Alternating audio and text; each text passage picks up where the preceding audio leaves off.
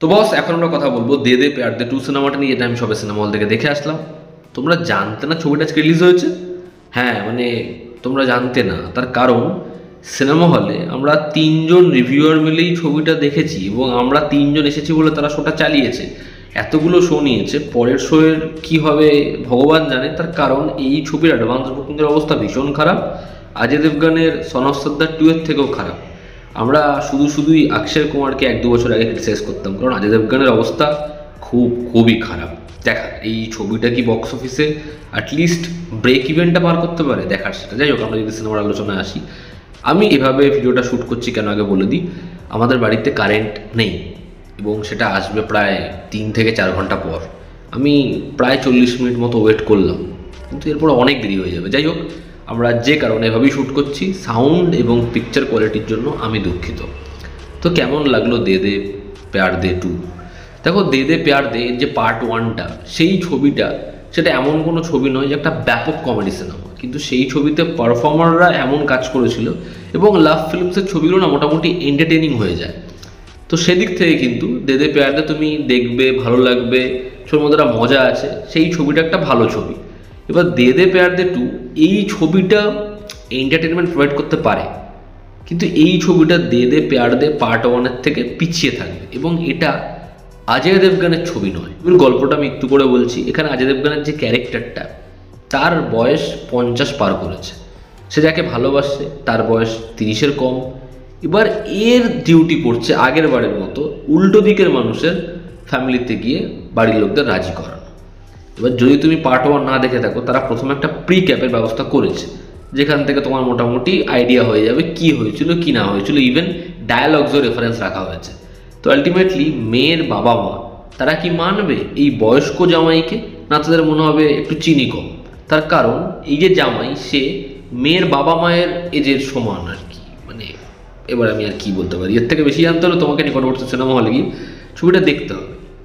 ছবির পজিটিভ দিক, নেগেটিভ দিক, আমার কাছে ছবির জন্য কিছু পজিটিভ দিক রয়েছে, আবার বেশ কিছু নেগেটিভ দিকও রয়েছে। ছবির প্রথম পজিটিভ দিক, এই ছবির কমেডিটা না ওয়ার্ক করে।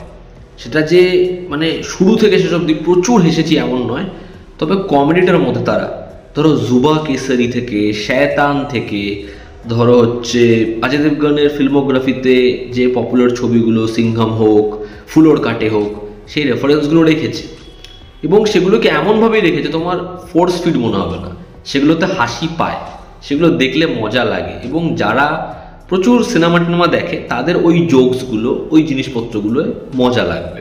তো ছবির কমেডিটা মোটামুটি ওয়ার্ক করে এবং শুধুমাত্র কমেডি নিয়ে আমি বললাম, ছবিটার মধ্যে ড্রামাতেও সময় দেওয়া হয়েছে এবং একটা লম্বা পোর্শন রয়েছে যেখানে কিন্তু ড্রামা বেসড ডায়ালগস রয়েছে। সেকেন্ড পজিটিভ দিক হচ্ছে এই ছবিতে আর মাধবন সে ফাটিয়ে কাজ করেছে। আর মাধবন এই ছবিতে মানে শয়তানে তো খেয়ে নিয়েছিল অজয় দেবগনকে এবং অজয় দেবগন তাকে জায়গাটাও দিয়েছিল। এই ছবিতে অজয় দেবগন ধরো সিনে রয়েছে, ইমোশনাল সিনে অজয় দেবগনকে উড়িয়ে দিচ্ছে, চ্যালেঞ্জের সিকোয়েন্সে উড়িয়ে দিচ্ছে, ইভেন কমেডিতেও অজয় দেবগনকে পুরো খেয়ে নিচ্ছে আর মাধবন টেরিফিক। সাপোর্টিং কাস্টে যারা ছিল, যেমন হচ্ছে এখানে গৌতমী বলি, এখানে জাভেদ জাফরি বলি, এরা প্রত্যেকে যতটুকু জায়গা পেয়েছে নিজের জায়গায় বেশ ভালো কাজ করেছে। তবে গৌতমীর সাথে আর মাধবনের যে ইকুয়েশন সেটা ব্যাপক। ওই যে রাজ্যি বলা এবং দুজন যেরকমভাবে কূটনৈতিক জিনিসপত্র করে, ভালো লাগবেই। এখানে রাকুল প্রীত, সে তো কখনোই খুব ভালো একজন অ্যাক্ট্রেস নয়, সে নিজের জায়গায় চেষ্টা করেছে এবং সে আমি বলবো শেষের দিকে বেটার কাজ করে। এই ছবির লুক অ্যান্ড ফিল সেটা লাভ ফিল্মসের বাদবাকি প্রত্যেকটা ছবির মতো একদম সেম। ছবির ফার্স্ট হাফ টান স্ক্রিন প্লে সেখানে মজা দেয়, সেকেন্ড হাফে ঘাটে সমস্যা হয়।